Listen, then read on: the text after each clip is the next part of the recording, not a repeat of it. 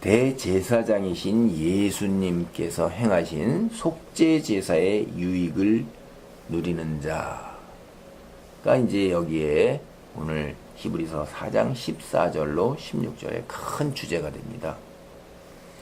그래서 4장 14절로 16절의 말씀에서 하나님께서 우리에게 주시는 말씀 메시지를 살펴보겠습니다. 그 종살이하던 애굽 땅에서 나온 이스라엘 민족, 하나님을 믿고 하나님 말씀에 순종하며 살기로 하나님과 언약을 맺었어요. 그것이 시내산에서 맺은 언약입니다. 그래서 그것을 시내산 언약 이렇게 부르기도 해요. 하나님께서 보내신 선지자 모세의 인도로 자유를 얻었어요. 이스라엘 민족은. 그래서 그들은 하나님을 믿고 하나님 말씀 안에 머물면서 살기로 굳게 하나님과 언약을 맺었어요.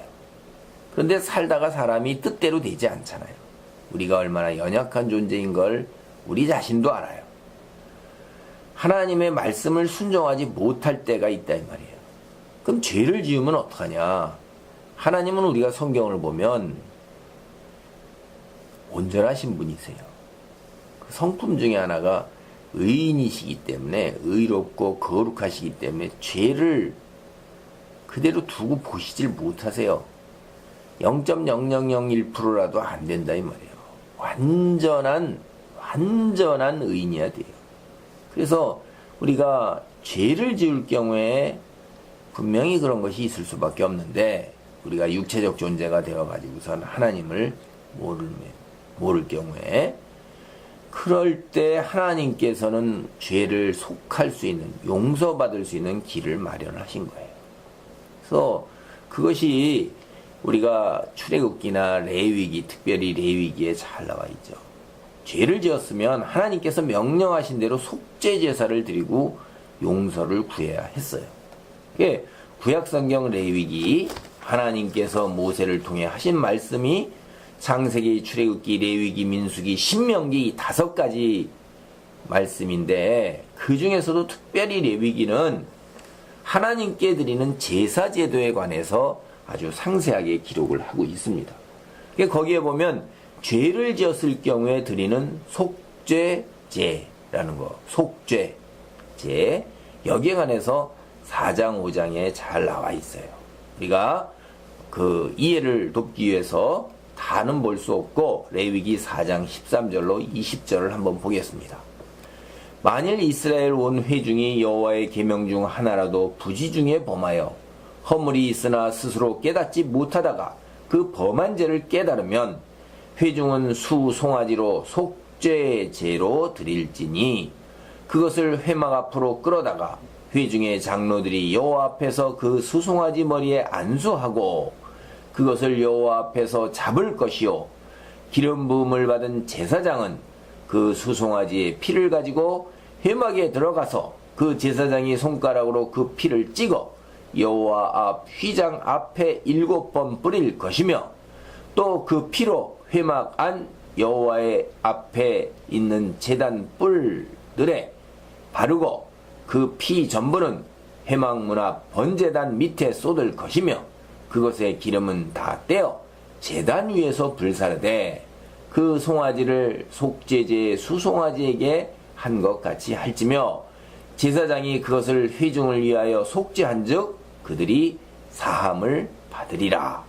그는 그 수송아지를 진영 밖으로 가져다가 첫 번 수송아지를 사름같이 불사를지니 이는 회중의 속죄제니라. 그러니까 백성이 죄를 범하면 수송아지를 가지고서 장로들이 안수한 후에 그 다음에 그 송아지를 잡아서 피를 찍어서 여호와 성막 안에 휘장 앞에 7번 뿌리고 그 안에 있는 제단 뿔에 바르고, 그 다음에 기름을 떼어서 그 마당에 있는 번제단 위에서 불사르고, 송아지 전체는 진 밖으로 가서 다 불사르면 이것이 회중의 속죄제예요. 첫 번 수송아지라는 것은 성경을 읽어보면 제사장이 죄를 지었을 경우에 이와 똑같은 절자예요. 그걸 가리키는 거예요. 소송을 이렇게 하고. 자, 보세요. 제사장의 역할이 뭐예요? 죄를 지은 사람의 죄를 갖다가 용서해주는 제사를 드리는 거예요. 그때 이 안수를 해서 송아지에게 죄를 전가시켰어요. 이 죄를 떠안은 송아지는 죄값으로 죽어야 됐고, 그리고 그 몸 전체를 번제로 드려야 됐어요. 진영 밖에서 나무로 불태움을 당해서 다 사라져서 죄가 되는 거예요. 이게 구약 시대에는 죄를 지을 때마다 제사장이 속죄 제사를 드려야 하는 거예요. 그리고 1년에 한 번 알게 모르게 지은 모든 죄를 위해서 자신의 죄와 백성들의 죄를 다 위해서 1년에 한 번은 속죄 제사 제도를 드려야 했어요. 그래서 1년에 한 번 지성소 안으로 들어가서 그 법궤 위에 시은자라고 하는 곳, 하나님이 임재하시는 곳에 피를 뿌려서 모든 죄를 속해야 됐어요. 반복하면 죄를 지으면 속죄 제사를 반드시 드려야 되는 거예요. 근데 신약 시대에는 구약 시대의 제사 제도에 따르기는 따르지만 예수님께서 대제사장이 되신 거예요. 그래서 하나님께 속죄 제사를 드렸어요. 누구의 죄를 위해서 속죄 제사를 드렸냐? 그것이 이제 우리 죄를 대신해서 제물은 스스로 예수님 자신이 희생 제물이 되신 거예요. 그래서 십자가에 돌아가신 거예요. 이 사실을 믿는 자들 천국에 들어갈 수 있게 된 겁니다. 이것이 바로 그리스도인이 믿는 도리예요. 오늘 히브리서 본문은 그리스도인이 대제사장 되신 예수를 믿는 도리, 속죄제를 드린 믿는 도리를 굳게 잡으라고 말하면서 그 이유를 이야기하고 있어요. 히브리서 4장 14절입니다. 그러므로 우리에게 큰 대제사장이 계시니 승천하시니 곧 하나님의 아들 예수시라. 우리가 믿는 도리를 굳게 잡을지어다. 우리가 대제사장 되신 예수님을 믿는 도리를 굳게 잡아 하는 첫 번째 이유, 예수님께서 하나님이 계신 하늘나라로 승천하신 하나님의 아들이시기 때문에 그래요. 예수님께서 부활하셔서 하늘나라로 올라가셨다는 이야기, 이거 성경을 조금만 읽어본 사람이라면 다 아는 이야기예요. 예수님의 승천 이야기가 나오는 대표적인 곳이 사도행전 1장 6절로 11절 말씀입니다. 그들이 모였을 때 예수께 여쭈어 이르되 주께서 이스라엘 나라를 회복하심이 이때이니까 하니 이르시되 때와 시기는 아버지께서 자기의 권한에 두셨으니 너희가 알 바 아니요 오직 성령이 너희에게 임하시면 너희가 권능을 받고 예루살렘과 온 유대와 사마리아와 땅끝까지 이르러 내 증인이 되리라 하시니라. 이 말씀을 마치시고 그들이 보는데 올려져 가시니 구름이 그를 가리어 보이지 않게 하더라. 올라가실 때 제자들이 자세히 하늘을 쳐다보고 있는데 흰옷 입은 두 사람이 그들 곁에 서서 이르되 갈릴리 사람들아 어찌하여 서서 하늘을 쳐다보느냐. 너희 가운데서 하늘로 올려지신 이 예수는 하늘로 가심을 본 그대로 오시리라 하였느니라. 예수님이 올라가신 하늘나라, 우리가 장차 이 세상을 떠나면 가야 할 곳이에요. 예수님이 하늘나라로 올라가신 것이 거짓이 아니라 진실이라는 말은 우리가 앞으로 가야 할 하늘나라가 꾸며낸 이야기가 아니고 정말로 존재한다는 거예요. 장차 우리가 가는 하늘나라가 실제로 있다는 것이 우리의 소망과 믿음을 굳게 하는 그 근거가 되는 거예요. 그리고 동시에 예수님이 하나님의 아들이라는 사실이 이게 매우 중요해요. 세상에서도 임금의 아들은 임금 자리를 물려받아요. 마찬가지로 예수님이 하나님의 아들이라는 사실, 하나님 아버지로부터 하늘나라를 다스리는 통치자의 자리를 물려받을 수 있다는 사실을 이야기하는 거예요. 예수님께서 하나님의 아들이라는 사실 사도들이 먼저 깨달았습니다. 마가복음 1장 1절을 보면 예수님을 하나님의 아들이라고 직접 이야기하면서 복음서를 시작합니다. 하나님의 아들 예수 그리스도의 복음의 시작이라. 하나님의 아들 예수 그리스도의 복음의 시작이라고 하나님의 아들이라는 말이 먼저 나오는 거예요. 예수님이 선언하신 그 복음이 누구의 복음이냐? 하나님의 아들의 복음이라는 거예요. 그것이 우리에게 하늘나라에 대한 소망과 하늘나라에 들어가서 누리게 되는 우리에 대한 상급에 대한 소망을 갖게 하는 근거가 되는 거예요. 이거는 12제자로 부름을 받은 나다나엘 역시 예수님께서 하나님의 아들이심을 고백하고 있습니다. 요한복음 1장 49절입니다. 나다나엘이 대답하되 랍비여 당신은 하나님의 아들이시오 당신은 이스라엘의 임금이로소이다. 뿐만 아니라 하나님을 대적하는 마귀와 그 마귀를 따르는 어둠의 세력인 귀신들조차도 예수님이 하느님의 아들이시라는 것을 이야기하고 있어요. 누가복음 4장 3절을 보면 이렇게 나와 있어요. 마귀가 이르되 네가 만일 하나님의 아들이여든 이 돌들에게 명하여 떡이 되게 하라.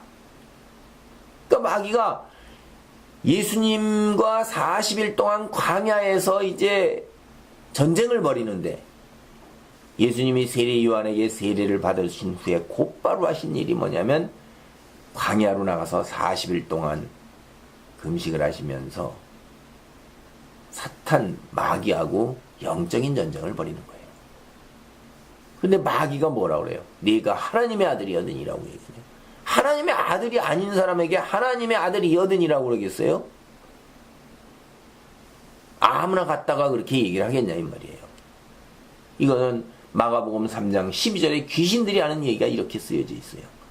더러운 귀신들도 어느 때든지 예수를 보면 그 앞에 엎드려 부르짖어 이르되 당신은 하나님의 아들이니이다 하니 그리고서 쫓겨나가는 거예요. 예수의 이름으로. 당신은 하나님의 아들이니이다. 귀신같이 하네 라고 우리는 세상 사람들도 얘기해요. 너무나 기가 막히게 잘 안다는 거를 귀신같이 한다고 그러잖아요. 귀신이 모르는 게 있겠냐 하는 말이죠. 영적인 진리는 영적인 존재들이 이렇게 잘 아는 거예요. 예수님 하나님의 아들이십니다. 근데 마귀나 귀신뿐 아니라 하나님께서 직접 예수님이 하나님의 아들이심을 말하고 계세요. 마태복음 3장 16절 17절 혹은 누가복음 3장 22절을 보면 예수님께서 세례 요한에게 다가가서 세례 요한에게 세례를 받으실 때 하늘이 열리고 하나님의 성령이 비둘기같이 임하는 이야기가 기록되어 있어요. 그리고 내 사랑하는 아들이요 내 기뻐하는 자라 라는 소리가 하늘로부터 들렸다고 기록되어 있어요. 예수님께서 하늘나라로 올라가신 하나님의 아들이라는 진리, 이게 우리가 믿음의 도리를 굳게 잡게 하는 근거예요. 우리가 믿음 안에 거해야 하는 확실한 근거인 것입니다. 제가 다시 말씀드리지만 구약에 나오는 아론이 대제사장으로서 하나님이 직접 세우신 첫 번째 대제사장이에요. 그 대단한 거죠. 누가 아론과 같이 위대한 하나님이 세우신 대제사장이 될 수 있겠어요? 그도 1년에 한 번은 하나님이 계신 지성소에 들어가서 자신과 백성들의 죄를 속죄해야만 했던 거예요. 이때 이루어지는 속죄, 하나님께 받는 용서, 일시적인 거예요. 계속해서 이 죄를 속하기 위해서 대속죄일을 정해놓고 1년에 하루를 매년 반복해서 드려야 됐던 거예요. 속죄 제사를 매년 반복해서 드려야 됐던 거예요. 일시적인 거라 이 말이에요. 반면에 우리의 대제사장 되신 예수님께서는 우리의 영원한 속죄를 위해서 하나님이 계시는 하늘나라에 올라가셔서 영원하게 계시는 거예요. 이 아론은 지성소에 하나님이 계시는 곳에 임재하시는 곳에 1년에 한 번밖에 못 들어갔어요. 예수님은 어떻게 해요?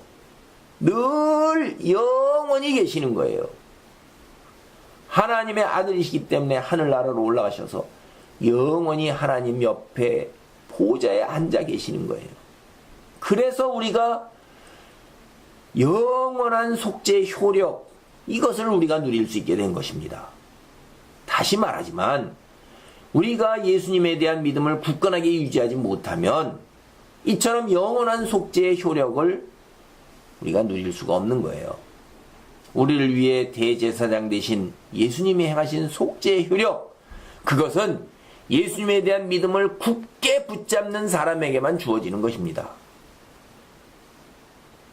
우리가 믿음의 도리를 이렇게 굳게 붙잡아야 하는 근거, 그거로 오늘 히브리서 본문이 이야기하는 두 번째 것은 예수님께서 우리의 연약함을 동정하시고 우리를 긍휼히 여기신다는 사실이에요. 히브리서 4장 15절로 16절입니다.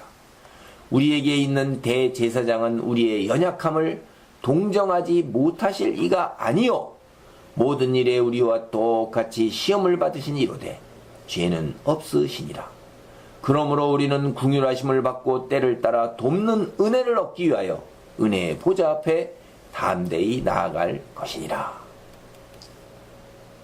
성경을 보면 예수님이 하늘나라에서 이 세상에 오실 때 동정녀 마리아의 몸을 통해서 오신 걸 알 수가 있어요.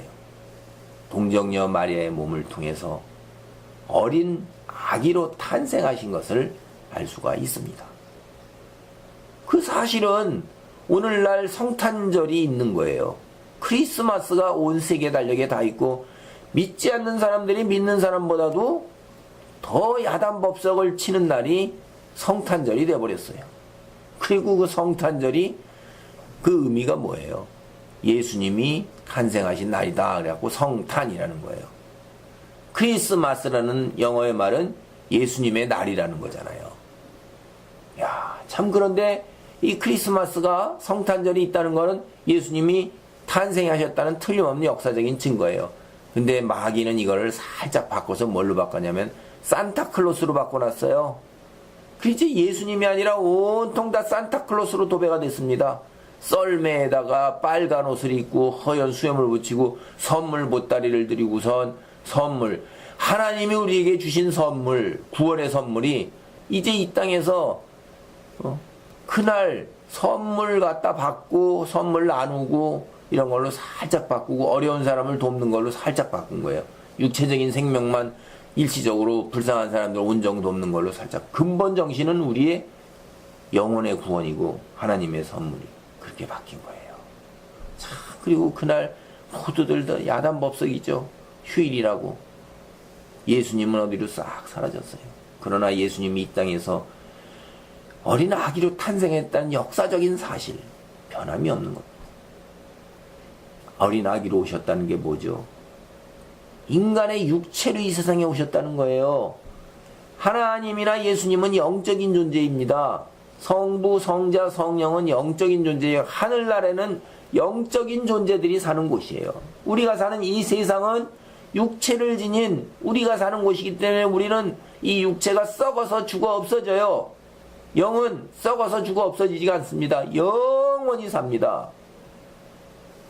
예수님이 인간의 육체로 이 세상에 오셨다는 것은 우리가 겪어야 하는 이 인간의 연약함을 육체를 가지고 모두 겪으셨다는 걸 이야기하는 거예요.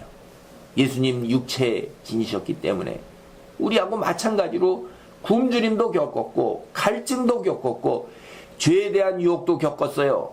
그리고 이 세상에 살아가면서 가난도 그렇게 겪었고 세상이 받아들이지 않고 거절하는 것도 겪었고 가까운 인간으로부터 겪는 배신도 겪으셨어요. 온갖 수치와 모멸은 말할 것도 없는 거예요. 자존심이라는 것이 얼마나 낮아져야 되는 그 부끄러움을 겪으셨는지 알 수가 없어요.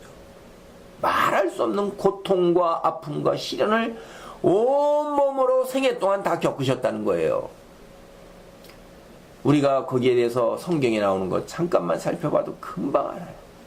예수님께서 세례 요한에게 세례를 받으신 직후에 곧바로 광야에서 40일 동안 마귀의 시험을 받습니다.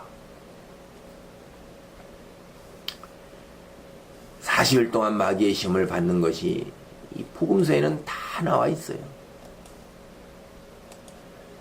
누가복음 4장 1절로 2절만을 보겠습니다. 예수께서 성령의 충만함을 입어 요단강에서 돌아와서 광야에서 40일 동안 성령에게 이끌리시며 마귀에게 시험을 받으시더라. 이 모든 날에 아무것도 잡수시지 아니하시니 날수가 다함에 줄이신지라. 40일 금식이라는 거 우리 믿는 사람들이 가끔씩 합니다. 이때 그 40일 금식을 했다는 것을 자랑스럽게 명함에다 찍어가지고 40일 금식 이렇게 찍어갖고 이게 자랑이 된 거예요. 자랑. 왜 자랑이 될까요? 그만큼 어려운 거예요. 우리가 사흘씩 금식하는 일도 있어요. 그런 일 기도원 가면 자주 하고 금식 기도원도 있는데, 금식 기도라는 거는 우리의 생명을 내놓고 하나님께 이렇게 아랜다고 하는 거예요. 금식이라는 게 뭐죠? 너무나 육체적으로 줄이는 거예요. 그 줄이는 게 그게 고통이에요. 생명의 위협과 고통을 그대로 다 감수하면서 하나님께 나아가는 거예요. 겸손하게. 40일 금식하신 예수님, 육체적으로 줄이신 거예요. 예수님의 이런 약점을 이용해서 사탄은 굶주림을 채워줄 떡으로 예수님을 유혹해요. 근데 40일 금식, 육체를 지닌 인간에게 엄청난 시련과 고통이라는 거 다시 한번 제가 말씀드려요. 40일 금식할 생각조차도 못하죠. 저희는 사흘 금식도 쉽지 않은데, 근데 예수님께서 이런 육체적 굶주림을 극복하시고 영적 생명 양식인 하나님의 말씀으로 마귀의 유혹을 물리치셔요. 사람이 떡으로만 살 것이 아니요 하나님의 말씀으로 살 것이니라. 우리가 육체적 존재인 동시에 영적 존재라는 말씀을 예수님께서 확실하게 하시면서 육체적 굶주림을 유혹에 넘어가지 않냐고 극복하신다 이 말이에요. 예수님의 생애를 보시면 나사렛 갈릴리 베다니에서 사셔요. 예수님 복음 사역을 시작하시기 전에, 공생애를 시작하시기 전에 대략 전에 내려온 이야기로 30살 정도 되실 때까지 육체적 부모이신 요셉과 마리아와 형제들과 함께 나사렛 베단이라는 동네에서 살았어요. 아버지 요셉은 당대 하층민에 속하는 목수예요. 그러니까 가난하게 살았죠. 베단이라는 동네 자체가 가난한 사람들이 모여 사는 동네예요. 공생애를 시작했어도 늘 복음을 전하면서 이곳저곳으로 다녀야 했어요. 잠잘 곳이 마땅하지가 않아요. 가난하기는 마찬가지인 거예요. 마태복음 8장 20절이나 누가복음 9장 58절이 이를 증거해요.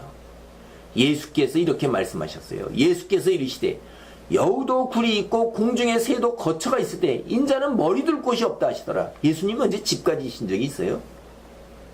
잠자리가 제대로 되신 곳이 없는 거예요. 심지어 우리는 보면 배에서 주무시는 것도 봐요.